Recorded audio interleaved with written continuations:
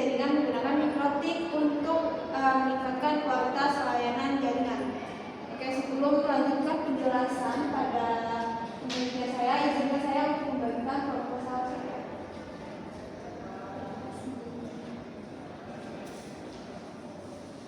Oke, di sini tanpa memperpanjang waktu, izinkan saya untuk memulai presentasi ini. Nah, untuk slide yang kedua di sini yaitu ketimpangan alokasi dan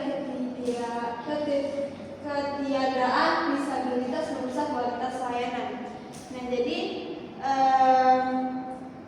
di sini untuk permasalahan yang melatar belakangi untuk penelitian saya ini yaitu seperti pada ilustrasi pada gambar bagian kanan ini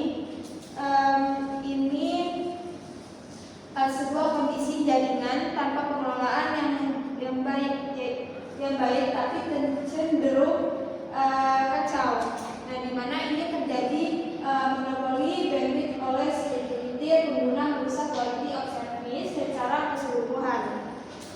Nah, jadi beberapa pengguna itu bisa saja menyedot bandwidth secara berlebihan. Nah, jadi misalnya untuk streaming ataupun download besar, sementara untuk pengguna lain dia justru kekurangan kapasitas. Nah, sebaliknya pada ilustrasi yang sebelah kiri ini, nah ini gambar ini adalah sebuah kondisi yang ideal di mana jaringannya itu tertata rapi.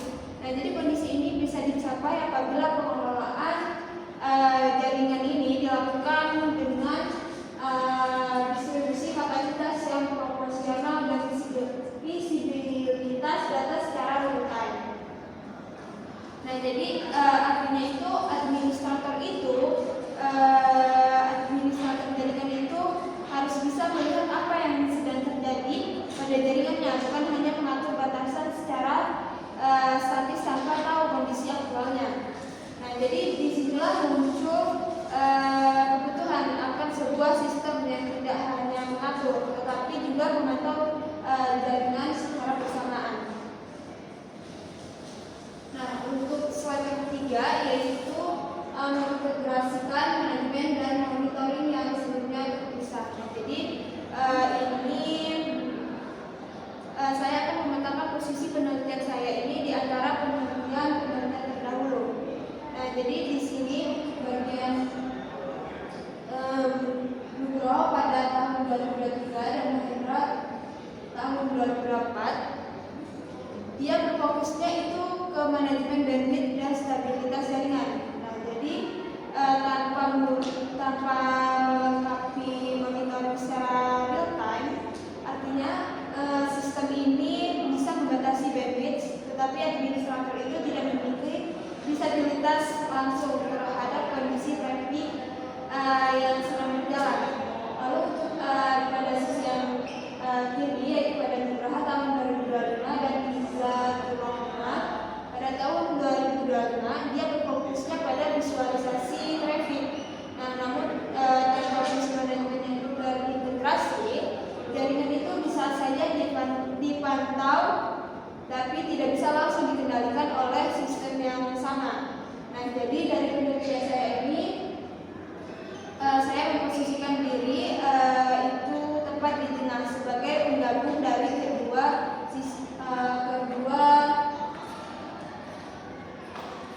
penelitian ini. Nah, jadi saya mengintegrasikan manajemen plus monitoring secara real time dalam sistem untuk berbasis mikrotik. Nah, jadi inilah menjadi kebaruan dan kontribusi utama dari penelitian saya ini. Selanjutnya untuk slide yang keempat, itu dia ada dua pilar utama untuk pembuatan prototipe dan analisis kuantitatif. Nah, jadi pilar yang pertama di sini yaitu membangun prototipe. Nah, jadi di sini mengintegrasikan kontrol pembatasan bandwidth dengan pemantauan traffic secara real time. Dan jadi keduanya itu berbasis perangkat mikrotik. Lalu untuk pilar yang kedua, di sini menganalisis performa, yaitu menguji konektivitas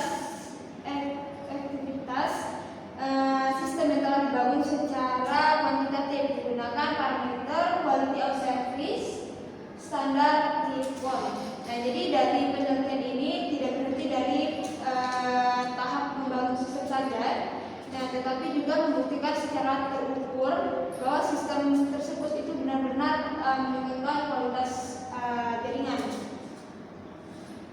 Lalu di sini pendekatan sistematis metode prototyping.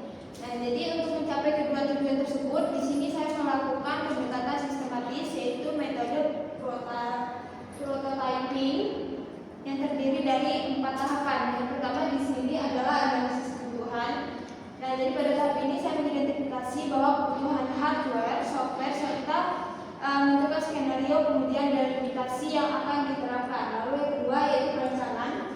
Nah, jadi untuk perencanaan di sini saya mendesain topologi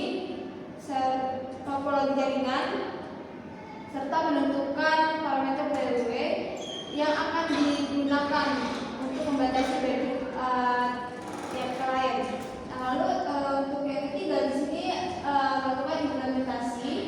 Nah, yaitu di sini sudah masuk ke tahap konfigurasi perangkat mikrotiknya menggunakan aplikasi Winbox. Nah, yang terakhir yaitu keempat pengujian. Nah, untuk pengujian di sini melakukan evaluasi kualitas layanan jaringan atau COS menggunakan tools Wireshark untuk menangkap dan menganalisis paket data tersebut. Nah, jadi keempat tahap ini dilakukan secara berulang dan iteratif agar menghasilkan sistem yang sesuai dengan kebutuhan. Lalu untuk slide yang ke-6, di sini arsitektur jaringan titik interferensi pada router board. Nah, jadi topologi sederhananya itu ketika koneksi internet dari ISP itu masuk ke mikrotik router, kemudian diteruskan ke switch dan akhirnya didistribusikan ke seluruh PC klien. Nah, jadi yang menjadi fokus penelitian saya ini pada mikrotik router itu sendiri, di mana terdapat 2 titik yang menjadi interferensi utama, yaitu yang pertama WW limit exception, yaitu titik manajemen alokasi. Nah, jadi disinilah sistem itu dia membatasi kecepatan upload dan download setiap klien. Lalu yang kedua adalah traffic sniffing, jadi pemantauan data. Nah, di traffic sniffing ini sistem itu dia menangkap dan merekam traffic yang lewat untuk keperluan monitoring dan analisis. Nah, jadi dari kedua fungsi ini dia ini berjalan secara bersamaan pada satu perangkat mikrotik yang sama sehingga dia tercapai sistem yang benar-benar terintegrasi. Oke, lanjut di sini masuk ke visibilitas dan kontrol, yaitu hasil implementasi sistem. Nah, jadi pada bagian tabel di sini bandwidth itu dia itu masing-masing klien ya. Nah, jadi yang pertama klien A itu dibatasi 5 Mbps untuk upload dan download. Lalu klien B itu dibatasi untuk 10 Mbps dan klien E itu dibatasi 2 Mbps. Nah, jadi membuktikan bahwa sistem manajemen ini berhasil diterapkan dan setiap klien mendapatkan alokasi sesuai kebijakan yang ditentukan. Tidak ada lagi dominasi oleh satu pengguna saja. Sedangkan ada grafik yang pada grafik ini. Dan di sini dari grafik penggunaan bandwidth terhadap waktu selama periode pemantauan. Nah, jadi grafik ini dia merupakan hasil dari monitoring real time. Nah, ini menunjukkan bahwa sistem mampu merekam fluktuasi penggunaan bandwidth dari waktu ke waktu. Nah, jadi misalnya terlihat pada lonjakan pada penggunaan pada jam-jam tertentu yang bisa langsung teramati oleh administrator jaringan. Lalu yang slide yang ke-8 yaitu pengujian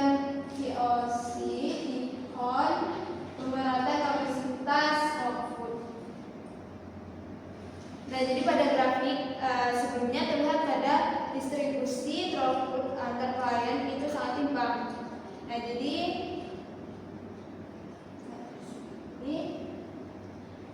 jadi untuk klien A dia berdominasi dengan throughput jauh lebih tinggi dibandingkan klien lain. Sementara untuk klien B dan C itu mendapatkan porsi yang sangat kecil. Nah, selanjutnya setelah melakukan sistem manajemen bandwidth, nah jadi dapat dilihat pada grafik sesudah. Nah, jadi untuk kelima throughput itu dia menjadi rata. Jadi masing-masing itu mempunyai batas maksimal yang telah dialokasikan. Nah, ini membuktikan bahwa dominasi tunggal itu berhasil dieliminasi. Nah, dan distribusi kapasitas jaringan menjadi jauh lebih adil dan proporsional sesuai dengan indeks maksimal standar T-CON. Oke, lanjut. Di sini untuk pengujian TOC T-CON yaitu penurunan waktu jeda yaitu delay secara signifikan. Nah, jadi pada kondisi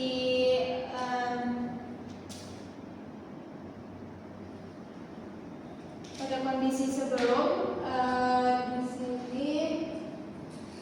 sebelum penerapan sistem itu terlihat bahwa grafik delaynya sangat fluktuatif ya, dengan lonjakan tajam hingga mencapai lebih dari 200 milidetik pada beberapa titik tertentu ya.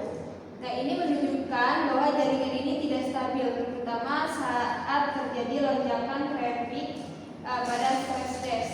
Nah, sedangkan pada kondisi yang sesudah itu grafik delaynya itu menjadi jauh lebih stabil dan konsisten di kisaran rendah tanpa lonjakan yang signifikan. Nah, jadi berdasarkan standar T-CON, hasil ini masuk ke kategori yang sangat bagus. Nah, jadi ini membuktikan bahwa manajemen QW itu tidak hanya meratakan bandwidth, tetapi juga membuat jaringan itu jauh lebih responsif dan mampu meredamkan lonjakan delay saat terjadi beban tinggi. Nah, selanjutnya untuk pengujian CLOS bagian integrasi transmisi paket CLOS. Nah, jadi ketika parameter ketiga itu yang menjadi indikator integritas transmisi data, nah itu adalah paket CLOS. Nah, jadi di sini untuk hasil pengujian itu menunjukkan bahwa paket CLOS itu mendekati 0%. Nah, yang berdasarkan standar T-CON juga ini masuk dalam kategori yang sangat bagus.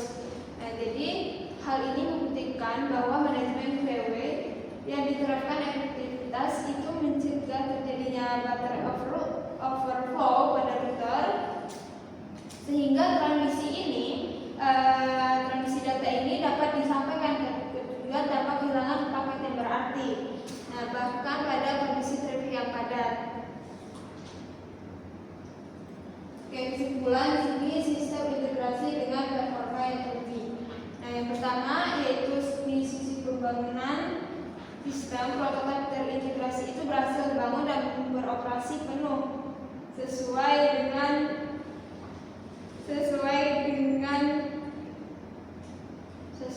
desain, yaitu menggabungkan fungsi eksekusi perbatasan bandwidth dan pengawasan traffic secara real time dalam satu sistem berbasis traffic. Lalu yang kedua, dari evaluasi performa untuk hasilnya yaitu untuk hasil pengujian kuantitatif itu memvalidasi bahwa performa pada jaringan itu meningkat secara drastis berdasarkan indeks standar T-CON. Lalu sistem ini dia mencapai throughput yang optimal, lalu delay yang stabil, dan paket CLOS yang direduksi yang mendekati 0. Nah, jadi dengan demikian dapat disimpulkan bahwa integrasi manajemen bandwidth dan monitoring traffic berbasis mikrotik ini efektif dalam meningkatkan kualitas layanan jaringan secara keseluruhan. Nah, jadi demikian dari pemaparan dari penelitian saya. Mungkin dari dosen uji 1 dan dosen uji 2 mendapatkan pertanyaan, kritik ataupun saran. Oke, jadi tadi membahas tentang ini ya. Jadi untuk fitur Q dan monitoring itu sendiri kan sudah bawaan default. Jadi untuk routers OS Mikrotik apakah sebenarnya kontribusi atau kebaruan Anda itu cuma menggabungkan fitur yang sudah ada atau bagaimana? Oke, terima kasih untuk pertanyaannya Bu. Nah, jadi betul secara individual fitur query dan traffic monitoring memang sudah tersedia sebagai fitur bawaan router OS. Nah, jadi namun kontribusi pada penelitian saya ini bukan pada penciptaan fitur baru, melainkan pada integrasi kedua fungsi tersebut ke dalam satu alur kerja sistem yang saling terhubung dan diuji secara kuantitatif menggunakan standar IPON. Nah, jadi sebagaimana saya ini menampilkan pada slide pada posisi penelitian, di mana mayoritas penelitian terdahulu hanya mengevaluasi salah satu sisi saja, lalu ada yang menguji efektivitas manajemen bandwidth tanpa visibilitas real time. Jadi dan ada yang membangun dashboard monitoring tanpa mengukur dampaknya terhadap kontrol alokasi bandwidth. Nah, jadi dalam penelitian saya ini memposisikan untuk membuktikan bahwa ketika kedua fungsi ini dijalankan secara bersamaan dalam satu prototype dan diukur dengan parameter close yang sama, hasilnya itu secara signifikan itu meningkatkan throughput, delay, dan packet loss dibandingkan kondisi tanpa manajemen. Nah, jadi untuk kebaruannya itu ada di sisi integrasi fungsional dan pembuktian empirisnya, jadi bukan dari sisi penciptaan teknologi yang baru. Oke, baik. Selanjutnya di sini saya ingin menanyakan ya, kan pada penelitian Anda itu menggunakan Q. Itu tuh Anda menggunakan simbol Q atau Q3. Tolong jelaskan alasan serta mengapa Anda memilih itu. Nah, jadi untuk penelitian saya ini saya menggunakan simbol Q karena kebutuhan penelitian ini adalah membatasi bandwidth per klien secara langsung berdasarkan alamat IP-nya. Nah, sebagaimana terlihat pada tabel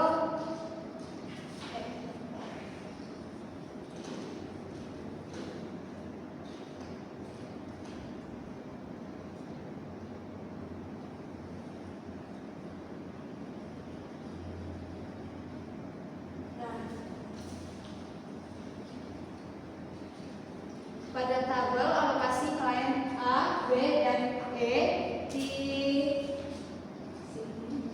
Nah, jadi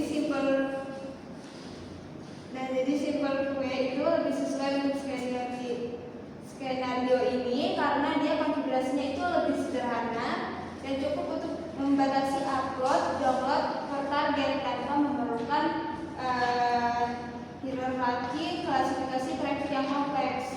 Nah, Q3 itu biasanya dia digunakan ketika kita memerlukan mengatur prioritas antar jenis traffic, misalnya browsing ataupun streaming. Nah, dalam skala jaringan yang lebih besar dan kompleks, yang berada di luar cakupan skenario penelitian ini. Oke, mungkin ada pertanyaan lagi. Oke, selanjutnya dari tadi kan Anda membahas tipon terus ya. Jadi menurut Anda standar tipon itu kan punya 4 parameter, yang dimana yang pertama itu throughput, kemudian yang kedua itu delay, serta jitter dan packet loss-nya. Terus kenapa sih jitter itu tidak ditampilkan di hasil penelitian Anda? Oke, terima kasih atas koreksinya Bu. Untuk standar tipon itu dia mencakup 4 parameter utama ya. Nah, jadi pada presentasi ini saya memang lebih menunjukkan 3 parameter yaitu throughput, delay, dan packet loss. Nah, jadi karena dari parameter itu yang paling relevan untuk menggambarkan dampak langsung dari manajemen kue terhadap distribusi dan stabilitas bandwidth. Nah, jadi mungkin sekian, mungkin itu untuk jawaban dari koreksi dari penguji 2.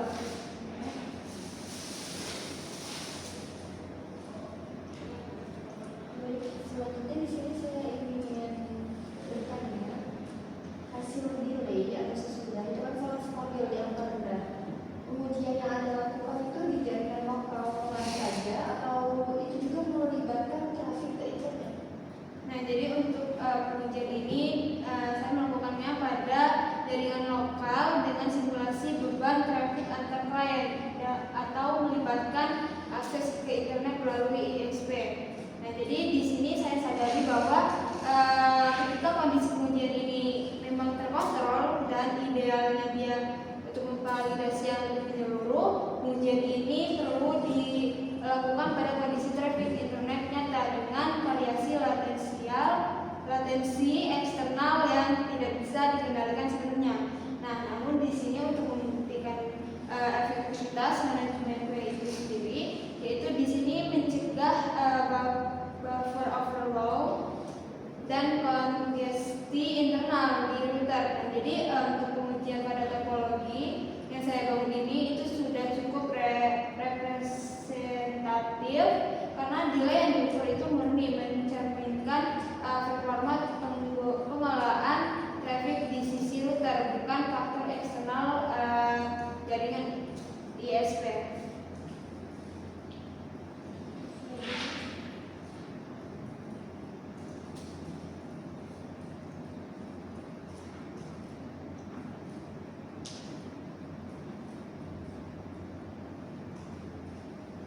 Oke, jadi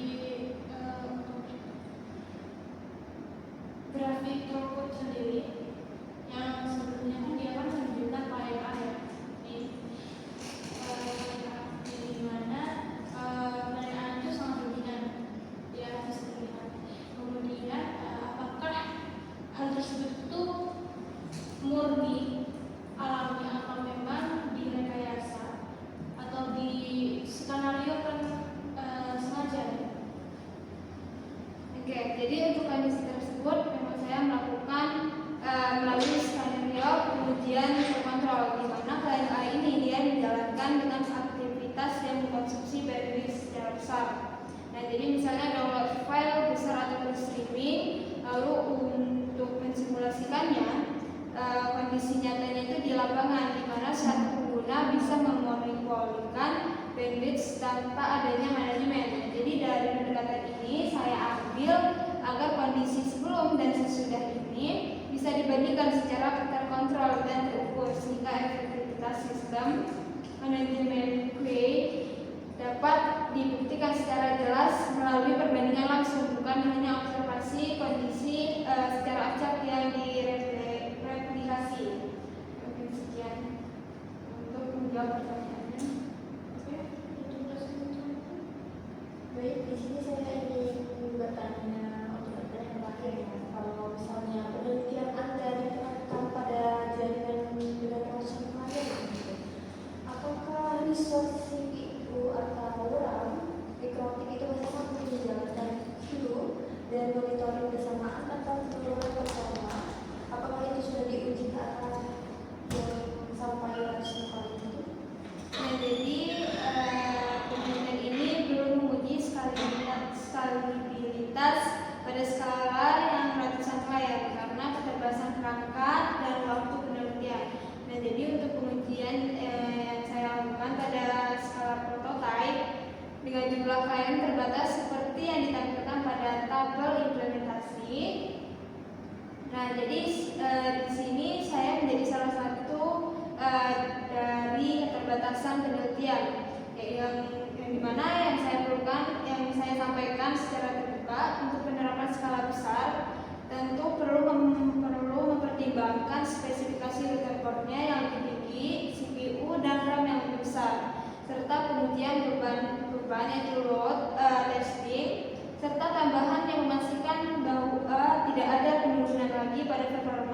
signifikan saat dan monitoring berjalan secara bersamaan pada jumlah klien yang jauh lebih banyak. Nah, jadi ini akan saya jadikan salah satu arah pengembangan pada penelitian saya selanjutnya. Jadi mungkin sekian. Jadi terima kasih. Oke, terima kasih untuk pertanyaan, kritik dan saran dari dosen kunci 1 dan dosen kunci 2. Di sini izinkan saya untuk menyampaikan ucapan terima kasih pada sebesar-besarnya pada dosen penguji 1 dan dosen penguji 2 dari atas segala arahan dan masukan serta kesabarannya. Di sini demikian yang dapat saya sampaikan pada hasil penelitian ini. Mohon maaf apabila ada kekurangan dalam penyampaian saya. Atas perhatian dan kesempatannya saya ucapkan terima kasih. Saya akhiri. Wassalamualaikum warahmatullahi wabarakatuh.